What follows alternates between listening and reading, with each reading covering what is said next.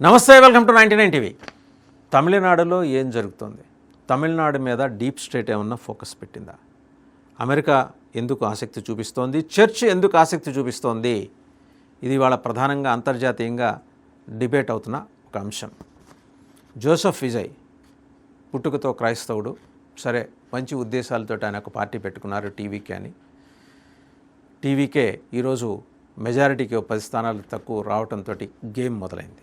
Game ఎవరు ఆడిస్తున్నారు? Church Congress పార్టీని రంగంలోకి దింపితే దాన్ని కౌంటర్ చేయడానికి బీజేపీ గవర్నర్ ద్వారా గేమ్ ఆడిస్తుందా? 2 గేమ్స్ అనైతికమే. విజయ్కి పీపుల్స్ మ్యాండేట్ ఉంది. ఓ 10 మంది ఆయన ముందర ప్రభుత్వంని ఏర్పాటు చేయడానికి అవకాశం ఇస్తే ఓ 10 మంది ఏ చీలిక వర్గమో వచ్చి ఆయనకు మద్దతు ఇవ్వచ్చు, లేకపోతే చిన్న చితక పార్టీలు ఒకళ్ళు ఇద్దరు గెలిచిన వాళ్ళు వచ్చి మద్దతు ఇవ్వచ్చు.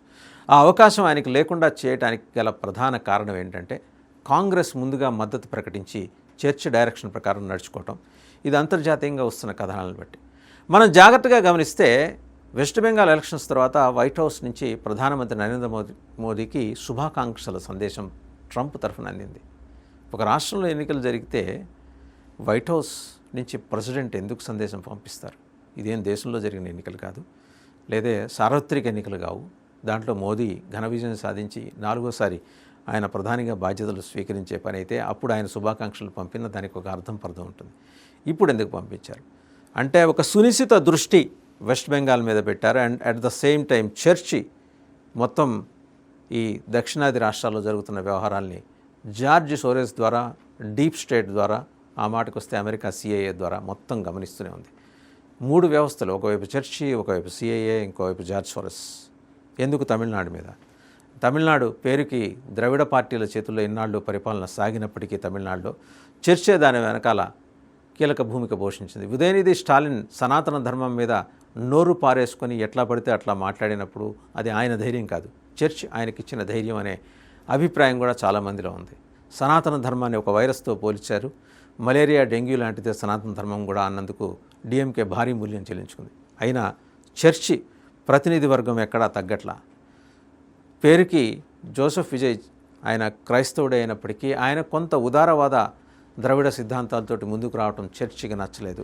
తన గుప్పెట్లో పెట్టుకోవడం కోసం కాంగ్రెస్ని ప్రయోగించింది చర్చ్ అని చెప్పేసి ఒక వాదన వినిపిస్తోంది. అభియోగమా, వాస్తవమా, నిజమా, అబద్ధమా అనేది కాలం తెలియజేస్తుంది. ఎప్పుడైతే కాంగ్రెస్ రంగంలోకి వచ్చిందో బీజేపీ అలర్ట్ అయింది. బీజేపీని అలర్ట్ చేసింది పళనిస్వామి. కాంగ్రెస్ ఏదో ఇక్కడ ప్రయత్నం చేస్తోంది, ఇది రేపు పొద్దున మన పొత్తుకు విఘాతం కలిగించవచ్చని. వాస్తవంగా తమిళనాడులో భ్రష్టు పట్టించిందే బీజేపీని పళనిస్వామి. అందరికీ అర్థమైన విషయం ఇది. ఒక అన్నామలై లాంటి మాస్ అపీల్ ఉన్న ఒక హీరో, ఒక ఐపీఎస్ ఆఫీసర్, మాజీ ఐపీఎస్ ఆఫీసర్ నేతృత్వంలో బీజేపీ ఒంటరిగా దిగితే 22కి 10, 15 తెచ్చుకొని వాళ్ళ కింగ్ మేకర్గా నిలబడే పరిస్థితి. ఒక్క సీటుతోటి బీజేపీ నిలిచిపోయిందంటే ఇది ఘోర పరాభవం. బీజేపీ స్వయంకృతం, ఇది ఎవరో చేసింది కాదు. ఇవాళ అదే పళనిస్వామి మరోసారి బీజేపీని ట్రాప్లో పెట్టడానికి కాంగ్రెస్ని బూచిగా చూపించి బీజేపీ అధిష్టానం మీద ఒత్తిడి తెచ్చారు. ఇదే గనక జరిగితే మా దగ్గర నుంచి ఒక 35 మందితో షణ్ముగం చీలిక తీసుకొచ్చి అక్కడ గవర్నమెంట్ ఫామ్ చేయడానికి విజయ్కి సహకరిస్తాడు. ఆ గవర్నమెంట్లో కాంగ్రెస్ కూడా ఉంటుందేమో అనే సందేహాలను ఆయన వ్యక్తం చేశాడు. సో దాన్ని కట్టడి చేయడం కోసం బీజేపీ గవర్నర్ చేత ఆడించిన డ్రామా అని ఆరోపించే వాళ్ళు ఉన్నారు. తమిళ మీడియాలో ఇలాంటి కథనాలు వస్తూనే ఉన్నాయి. And apart from all these things, west Bengal మీద, తమిళనాడు మీద అంతర్జాతీయ సమాజానికి ఎందుకు ఇంత ఆసక్తి? ఎందుకంటే ఈ 2 చోట్ల వాళ్ళు హిందూ ప్రభావం ఉన్న, లేకపోతే హిందువుల పార్టీగా ముద్రపడిన బీజేపీ పరిపాలన రాకుండా చూడటానికి డీప్ స్టేటు సహకరించింది, విపరీతంగా ప్రయత్నించింది. అండ్ వాళ్ళకి లోకల్గా ఉన్న మీడియా ద్వారా, జార్జ్ సోరెస్ మీడియా ద్వారా విపరీతమైన ప్రచారం చేసింది. West Bengal however BJP secured. అది తట్టుకోలేక తమిళనాడు మీద ఫోకస్ పెట్టి అర్జెంటుగా కాంగ్రెస్ని రంగంలోకి దింపింది. కేసీ వేణుగోపాల్ మాకున్న 5 ఇదిగో మీకు ఇలా మద్దతు ఇచ్చేస్తున్నారని చెప్పేసి ఆయన మాట్లాడాడు. రైట్? ఇప్పుడు చర్చి కనుక రంగంలోకి దిగితే ఇక అప్పటికీ కూడా దాని ప్రభావం నుంచి తమిళనాడుని రక్షించడం సాధ్యం కాదనేది. తమిళనాడులో మనం ఒకటి చాలా కీలకంగా అబ్జర్వ్ చేయాల్సిన విషయం ఏంటంటే, ఒకవేళ చర్చి ఇన్ఫ్లుయెన్స్లో కనుక విజయ్ ప్రభుత్వం వెళితే ఈరోజు డిఎంకే ప్రభుత్వం చేసిన దానికన్నా కష్టమైన వ్యవహారం హిందువుల పాలిట ఉంటుంది. హిందువుల్ని ఇంకా టార్గెట్ చేయడం ఎక్కువ అవుతుందని. వాస్తవంగా ఆయన కులమతాలకు అతీతంగా అన్ని సామాజిక వర్గాలకి సీట్లు ఇచ్చుకుంటూ వెళ్ళారు. ఆయన వరకు ఆయన ఫెయిర్గానే ఉన్నాడు విజయ్. బట్ ఇన్ఫ్లుయెన్స్ చర్చిది ఉంటే కనుక అండ్ రెండోది మమ్మల్ని కాదని విజయ్ కాంగ్రెస్ వైపు వెళ్ళటం ఏంటనేది కూడా బీజేపీని ఆలోచింపచేసింది. అది కూడా పళనిస్వామి లాంటి వాళ్ళు చేసిన ప్రయత్నాల వల్ల.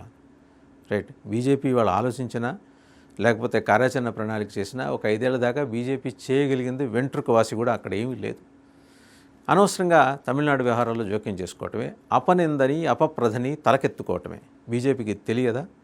అపర చాణక్యులు అమిత్ షా, సునీల్ బన్సల్ లాంటి మేధావులు చుట్టుముట్టున్నప్పుడు బీజేపీ ఎందుకు తొందరపడిందంటే చర్చి బూచిని చూసి తొందరపడింది, చర్చిని బూచిగా చూపిస్తున్న వాళ్ళని చూసి తొందరపడింది.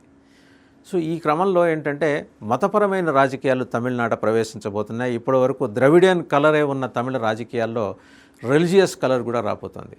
రేపొద్దున ఈ దేవాలయాల ఎదుట డిఎంకే హయాంలో దేవాలయాల ఎదుట మధుర మీనాక్షి, కంచి కామాక్షి లాంటి ప్రధాన దేవాలయాలు, హిందువులు పవిత్రంగా భావించే దేవాలయాల ఎదుట పెరియార్ విగ్రహాలు పెట్టి మరీ హిందువుల్ని రెచ్చగొట్టే విధంగా పెరియార్ నాస్తికవాదాన్ని ప్రాపగేట్ చేసిన నాయకుడు. ఆయన వాదాన్ని వినిపించుకోవడానికి వేరే వేదికలు ఎంచుకోవచ్చు. గుళ్ళెదుట ఆయన విగ్రహాలు పెట్టి రెచ్చగొట్టడం, అలాగే ఉదయనిధి స్టాలిన్ లాంటి వాళ్ళు నోరు పారేసుకోవటం, ఇవన్నీ గమనించిన తర్వాత సనాతన ధర్మానికి ఖచ్చితంగా నిప్పు పెట్టే ప్రయత్నం ఆ రాష్ట్రంలో జరిగిందనేది స్పష్టంగా అర్థమవుతూ వస్తున్న విషయం.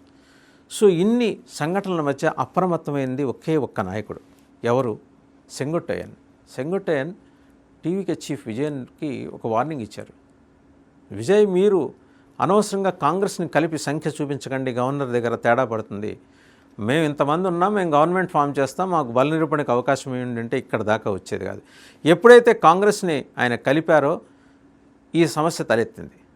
ఇది ముందరే ఊహించారు సెంగొట్టయ్యన్. 80 ఏళ్ల రాజకీయ గురువృద్ధుడు ఆయన. ఎంజీఆర్కి అత్యంత సన్నిహితుడు, జయలలితకు కూడా కొంతకాలం అత్యంత సన్నిహితుడు. అన్నాడీఎంకేలోని అన్ని గ్రూపుల్ని ఒకే దాటి మీద తీసుకొచ్చి అన్నాడీఎంకే బీజేపీ అలయన్స్లో ప్రభుత్వాన్ని ఏర్పాటు చేయాలని అప్పట్లో విపరీతంగా ఆలోచించిన తార్కిక నాయకుడు. ఆయన వదులుకుంది అన్నాడీఎంకే, వెళ్ళిపోయి టీవీకే క్యాంప్లో ఆయన చేరారు. ఫలితంగా ఏమైంది? ఈరోజు టీవీకే సెక్యూర్ చేసుకుంది. టీవీకే గెలుపు వెనుకున్న చాణక్యం అయింది, చాణక్యుడు ఆయన సెంగొట్టయ్యన్. ఇవాళ సెంగొట్టయ్యన్ మాటను పెడచెవిన పెట్టి ఏ త్రిష చెప్పిందో మరి ఎవరు చెప్పారో తెలియదు, కానీ కాంగ్రెస్ వాళ్ళది కూడా కలిపి మరీ లిస్టు తీసుకెళ్ళి గవర్నర్కి ఇచ్చాడు. గవర్నర్కి అక్కడ అవకాశం దొరికింది. రాదర్ బీజేపీకి అవకాశం దొరికింది గవర్నర్ ద్వారా ఈ ఆట, ఈ క్రీడ ఆడించటానికి. ఇది చేతులారా విజయ్ చేసిన పెద్ద తప్పిదం. దీని నుంచి అడ్వాంటేజ్ పొందటానికి అటు ఏఐడిఎంకే ప్రయత్నిస్తోంది, డిఎంకే ప్రయత్నిస్తుంది. కమ్యూనిస్టు పార్టీలు వాళ్ళ జాతీయ కార్యవర్గాలు ఢిల్లీలో ఉన్నాయని చెప్తుంటారు. మరి ఎక్కడున్నాయో ఏం చేస్తున్నాయో తెలియదు. వాళ్ళు మాట్లాడుకొని వాళ్ళకిన్న చెరో 2 మెంబర్స్ 4 సభ్యుల్ని ఇవ్వడానికి ముందుకు వచ్చింది. ఇది కాక ఇండియన్ యూనియన్ ముస్లిం లీగ్, దాని స్టాండ్ ఇంకా చెప్పలేదు, వాళ్ళకి 2 ఉన్నారు. ఈ కాక వీసీకే అని ఒక anti Hindu, anti Brahminical party ఒకటి ఉంది, వాళ్ళకి 2 ఉన్నారు. వీళ్ళందరూ కూడా వచ్చి చేరేవాళ్లే విజయ్ వెంబడి, కాంగ్రెస్తో నిమిత్తం లేకుండా. వేరాస్ ఏఐడిఎంకే వైపు నుంచి ఒక ప్రతిపాదన రావటం, డిఎంకే స్టాలిన్ ముందు శుద్ధపూస మాదిరి మేము ప్రతిపక్షంలో కూర్చోవాలని చెప్పేసి ప్రజలు ఆదేశించారు, మేము ప్రతిపక్షంలోనే కూర్చుంటాం, అలాగే ఏ ఈవీఎంల ద్వారా మేము గెలిచామో అదే ఈవీఎంల ద్వారా మేము ఓడామనే స్పృహ మాకుంది. సో ఈవీఎంల వల్లే ఈ రాద్ధాంతం అంతా జరిగిందని ఎవరైనా అంటే అది మూర్ఖత్వం, మేము అలాంటి మూర్ఖత్వానికి పాల్పడబోము అని చెప్పిన డిఎంకే స్టాలిన్ కూడా ఏఐడిఎంకేతో కలిసి చట్టాపట్టాలేసి ముందుకెళ్ళడానికి, గవర్నమెంట్ ఫామ్ చేయడానికి. If such is the case, మరి డిఎంకే కూటమిలో ఉన్న కాంగ్రెస్ వీళ్ళతో కలిసి వస్తుందా? ఏఐడిఎంకే కూటమిలో ఉన్న ఒక బీజేపీ ఏకైక ఎమ్మెల్యే కలిసి వస్తారా? అంటే కాంగ్రెస్, బీజేపీ, డిఎంకే, ఏఐడిఎంకే కలిపి ఒక అనైతిక కూటమిని అక్కడ ఏర్పాటు చేసి అక్కడ ప్రభుత్వాన్ని నడుపుతారా, నిర్వహిస్తారా? వీరికి గవర్నర్ పిలిపిస్తారా? ఎందుకంటే అర్నబ్ గోస్వామికి ఇచ్చిన ఇంటర్వ్యూలో ఆయన అనేది ఒకటే 2-3 రోజులు చూస్తాను, తర్వాత ఆప్షన్స్ ఎక్సర్సైజ్ చేస్తానన్నారు ఆయన. సో ఆ ఎక్సర్సైజ్ చేస్తానన్నప్పుడు ఏ ఆప్షన్స్? డిఎంకే, ఏఐడిఎంకే వస్తే వాళ్ళని గవర్నమెంట్కి పిలుస్తారా, ఆయన ఏర్పాటు చేయడానికి పిలుస్తారా? Big challenge and big question. ఏమాత్రం పొంతన లేని విభిన్నమైన సిద్ధాంతాలు, విభిన్నమైన ప్రకటనలు. అంటే మూల సిద్ధాంతం ద్రవిడ సిద్ధాంతమే, వీళ్ళందరికీ గురువు పెరియారే, టీవీకే కూడా గురువు పెరియారే. ఆయన ఫోటోకి దండేసి దీపం పెట్టిన విజయ్ తర్వాత రోజు వచ్చేసి పోలింగ్ అవ్వగానే గుళ్ళు గోపురాలకు వెళ్ళి సాష్టాంగ ప్రమాణాలు, పురోహితులకి నమస్కారాలు, ఆశీర్వచనాలు ఇవన్నీ మనం చూసాం. సో ఆయనకేదో ఇండికేషన్ ఉంది. సైద్ధాంతికంగా తాము విభేదించే బీజేపీతోటి కలిసి ఉన్న ఏఐడిఎంకేని ఆయన కలుపుకొని పోతాడా? ఎలాంటి సంకేతం ఇస్తాడు? లేదు, 2-3 రోజుల పాటు ఎవరూ రాకపోతే రాష్ట్రపతి పాలనకి గవర్నర్ ఏమైనా సిఫార్సు చేస్తారా? అదే జరిగితే టీవీకి థంపింగ్ మెజారిటీతో ఆయనకి వస్తుంది, తిరిగి అధికారంలోకి వస్తుందనే వాళ్ళు లేకపోలేదు. ఏదైనా అనైతిక కూటములకి అనైతిక రాజకీయాలకు పెట్టింది పేరుగా తమిళనాడు నిలవబోతోందా? అండ్ రిలీజియస్గా స్టేట్ని డివైడ్ చేయడానికి డీప్ స్టేట్ కుట్ర పన్నుతోందా? జార్జ్ సోరెస్ మీడియా కంపెనీలు పనిచేస్తున్నాయా? ఇవన్నీ కూడా $1,000 $1 మిలియన్ క్వశ్చన్స్ ఈరోజు. వీటన్నిటికీ సమాధానం కావాలంటే గవర్నర్ డెసిషన్ కోసం మనం వెయిట్ చేసి ఉండాల్సిందే.